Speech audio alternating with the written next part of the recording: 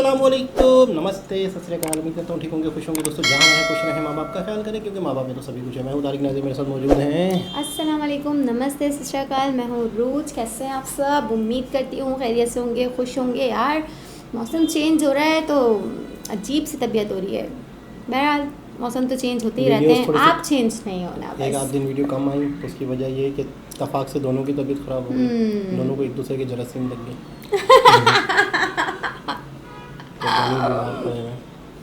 नाक में दर्द, चले इनको तो बताइए। इन्होंने मुझे बीमार कर दिया, अपने सारे जरासीम ने मुझे लगा दिया। मैं घर गई तो मेरे जिस्म में इतना दर्द, तो फिर मेरी हिम्मत ही नहीं हुई आने की। मैंने कहा चलो छोड़ो। तो और मतलब आने का फ़ायदा हुआ कि नहीं हुआ, ना आने का फ़ायदा तो मेरे को कुछ नज़र ही नहीं आ रहा। मतलब किसी ने मुझे याद भी नहीं किया होगा कि यार कहाँ चले गई उरूज। चले बहरहाल वीडियो स्टार्ट करते हैं, उसके बाद करेंगे बातें।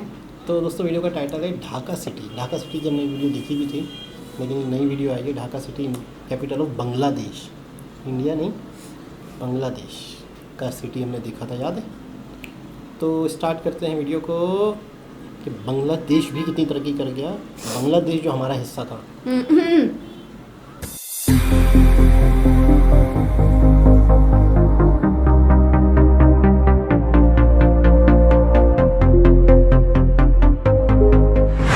दोस्तों ये है ढाका शहर। नेपाल से निकलने वाली नदी बूढ़ी गंगा के किनारे पर बसा बांग्लादेश का एक इम्पोर्टेंट शहर।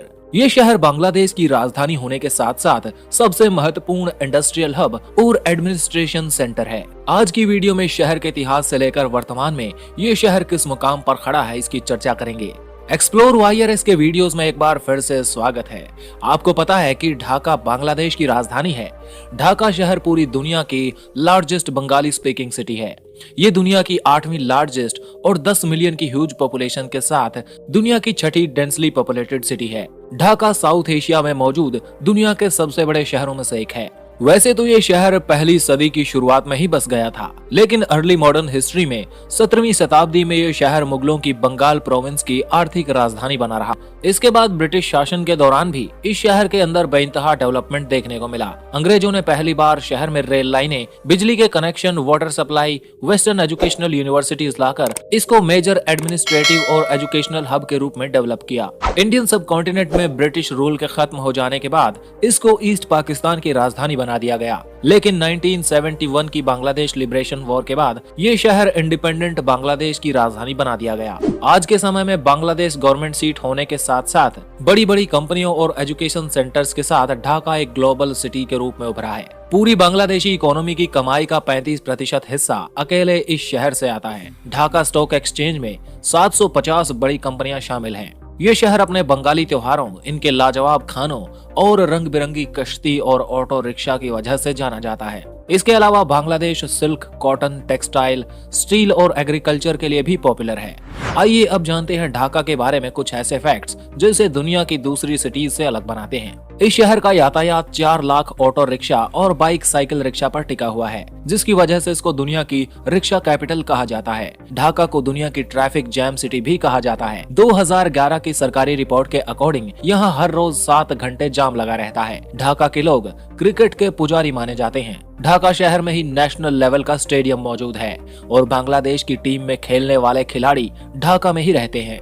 यहाँ के हर एक गली, मोहल्ले और सोसाइटी में आपको क्रिकेट टीमें देखने को मिल जाएंगी। ढाका को सिटी ऑफ मॉस्क भी कहा जाता है, जिसमें कई मस्जिदें सैकड़ों सालों पुरानी हैं। वैसे तो ढाका में बंगाली और इस्लामिक कल्चर देखने को मिलेगा, लेकिन इस शहर में एक ऐसी मार्केट है जिसको हिंदू स्ट्रीट कहा जाता है, जहाँ पे आपको वाइब्रेंट कलर्स के मार्केट्स, ज्वेलरी और इंडियन क्लासिक चीजें देखने को मिलेंगी। कई थ्योरी दी जाती हैं कि इस शहर का नाम ढाका कैसे पड़ा होगा। कुछ लोग कहते हैं कि तारकेश्वरी देवी मंदिर की वजह से इस शहर को ढाका कहा जाता है, और कुछ का मानना है कि ढाका में लाखों की संख्या में ढाका नाम का पेड़ पाया जाता है, जिस वजह से इसका नाम ढाका पड़ा। अगर आप बांग्लादेश से इस वीडियो को देख रहे हैं तो कमेंट करके बताइए इसका नाम ढाका कैसे पड़ा होगा।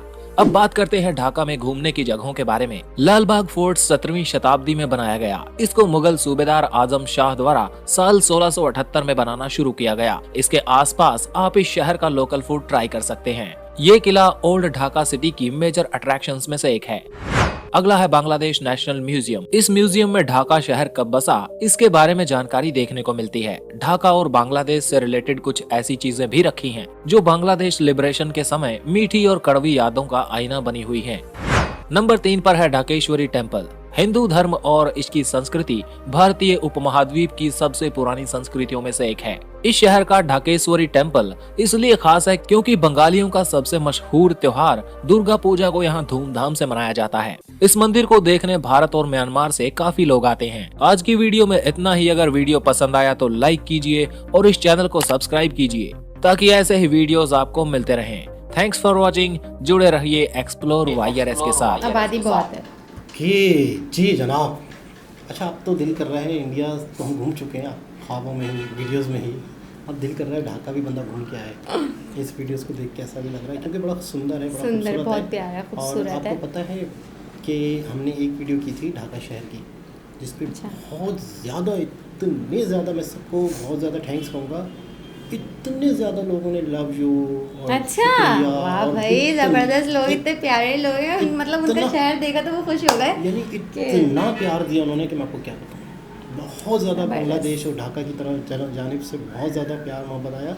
असल में देखें, एक ही कंट्री था, ठीक है ना। फिर मतलब बहुत कहानियाँ हुई, बहुत बातें हुई, जिसकी वजह से मैं कहता हूँ कि बस मैं एक और बंदे की ज़बानी कह देता हूँ कि एक शख्स कहता है कि मेरा दिल करता है कि मैं बाकायदा मुजीबुर रहमान जो थे वहाँ के, जो लीडर थे जिन्होंने बांग्लादेश को आज़ादी दिलाई, और आज़ादी किससे दिलाई? पाकिस्तान से। पाकिस्तान का हिस्सा था ना, तो पाकिस्तान से आज़ादी दिलाई। तो वो कहता है मेरा दिल करता है कि मैं उनको जाके सॉरी कहूँ, उनके घर जाके। हाँ, वो जो उस दिन आपने हम लोग जो देख रहे थे। अच्छा, हाँ, याद आ गया। क्योंकि बहुत जुल्म हुए थे किसी ज़माने में बंगालियों पर, बहुत ज़्यादा जुल्म हुए थे, बहुत ज़्यादा परेशानियाँ इन्होंने देखी हैं। आज वो लोग तरक्की कर रहे हैं। आज वो तरक्की माशाल्लाह, आपको पता है बहुत सारे, अब गौर करें, मैं तो बोलती हूँ। अच्छा, आपको पता है बहुत सारे कारोबार के हवाले से आप सुनती हैं, बिजली के बिल ज़्यादा आ गए, टैक्स ज़्यादा लग रहे हैं, सुनने में आ रहा है ना आपके। तो बहुत सारी बड़ी बड़ी फैक्ट्रियाँ, बड़े बड़े इन्वेस्टर कराची से अपना सारा माल समेट रहे हैं, अपनी फैक्ट्रियाँ बंद कर रहे हैं। कहाँ जा रहे हैं? कहाँ? बांग्लादेश। इतनी ज़्यादा फैक्ट्रियाँ मूव हो गई बांग्लादेश। और बांग्लादेश में क्या गवर्नमेंट कर रही है? जो हमारे मुल्क में आके कारोबार करेगा, जिसकी वजह से हमारे लोगों को रोज़गार मिलेगा, बिस्मिल्लाह, टैक्स माफ़ और टैक्स कम से कम। वो उल्टा ये कर रहे हैं। दुनिया देखो, एक फैक्ट्री लगेगी, लाखों लोगों को रोज़गार मिलता है। बिल्कुल। और हमारे यहाँ फैक्ट्री लगी हुई है, हम टैक्स बढ़ा रहे हैं और लाखों लोगों को क्या कर रहे हैं? हम नुकसान कर रहे हैं, बेरोज़गार कर रहे हैं। एक लाखों लोगों का रोज़गार ख़त्म हो जाएगा ना एक फैक्ट्री अगर वहाँ से। एक फैक्ट्री में अगर 300 लोग, 300 रख लेना कम से कम, तो 300 तो वो है ना जो वहाँ पे काम कर रहे हैं। उनके घर में कितने बिल्कुल कितने? एक फर्द के घर में 10 लगा लो, बिल्कुल ऐसे ही। तो उस 300 के हिसाब से उसको काउंट जब करेंगे तो कितने लोगों का यार बेचारे, कितने लोगों को हमने असियत में डाला। उनके मतलब सारे ख्वाब, उनके बच्चों को, उनके बच्चे चूल्हे बंद कर दिए, उनके बच्चों की पढ़ाइयाँ रोक दी। ऐसी बात है, जब एक बाप है, उसके 4-5 बच्चे हैं, एक बीवी है, जब वो कमाएगा नहीं तो अपने 4-5 बच्चों को कैसे पढ़ाएगा? अच्छा, ये लोग नहीं देखते कि यार एक फैक्ट्री बंद होने से कितना नुकसान है, एक फैक्ट्री बंद होने से कितने लोगों के चूल्हे। अपनी फैक्ट्री बंद करता है और चला जाता है। ऐसा हुआ था मेरे मामू के साथ, मेरे सगे मामू हैं, उनके साथ ऐसा हुआ। अब आपको याद आ रहा है वो चीज़ें जो मतलब है कि ये सच है। अचानक से ही वो बीमार पड़े थे। उसके बाद जब वो गए तो उनको पता चला, अभी जो बीच में मेरे ख्याल से पता नहीं क्या हुआ था, कोविड आया था। कोविड के दौरान शायद, आई थिंक कि कोविड के दौरान उन्होंने अचानक कुछ भी किसी को नहीं बताया, कुछ भी नहीं किया और 15 दिन के अंदर अपनी फैक्ट्री पूरी बंद कर दी। मेरे मामू कितना परेशान हो गए थे बेचारे, बहुत ज़्यादा। उनकी 2 बेटियां हैं, मतलब उनकी वाइफ, फिर वो घर में कभी कुछ बना रही थी, कभी कुछ कर रही थी, कभी कुछ कर रही थी। फिर उन्होंने रिक्शा ले लिया, फिर रिक्शा मतलब रेंट पे लिया था, फिर उसका टैक्स देना, उसका पर डे का देना पड़ता है। यार वो बहुत ज़्यादा परेशान कमाए ना कमाए आपको देना है। बहुत ज़्यादा परेशान हो गए थे। तो मतलब ना, बस मामू है ना, नहीं कह सकते आगे कि क्या हुआ था क्या नहीं हुआ था। लेकिन ये कि ये एक कहानी है, ये हज़ारों कहानियाँ होंगी, हज़ारों होंगी ना बेचारे। मतलब कितने लोग, 300-400 तो होंगे उस कंपनी में। बिल्कुल। तो यही है कि हमारी गवर्नमेंट को ऐसी पॉलिसियाँ बनानी चाहिए कि जो रोज़गार 10 लोगों को और लोगों को रोज़गार दे रहे हैं, उसके ऊपर तो हाथ हल्का रखें। अब कल मतलब मैं तो कभी कभी सोचता हूँ कि यार हम लोग हमारी जेब में सारा आ जाए बस, तो एक बहुत ही ज़बरदस्त वीडियो थी, बहुत ज़्यादा और दोबारा बहुत से प्यारा शुक्रिया था, आप लोगों बहुत का। खूबसूरत था, बहुत मतलब मैं फिर से बहुत खुशी शुक्रिया अदा होती है, मैं करती दिल हूँ। से कहूँ बहुत बिल्कुल, खुशी हुई आप लोगों की मुझे- तरक्की देख के। बिल्कुल, मैं तो यही कह रही थी कि अल्लाह पाक और आप लोग को तरक्की दे और हमारे लिए भी दुआ किया करे कि हमें भी तरक्की दे, सिर्फ हम दोनों को, सिर्फ हम सबको दोनों को। सबको दोबारा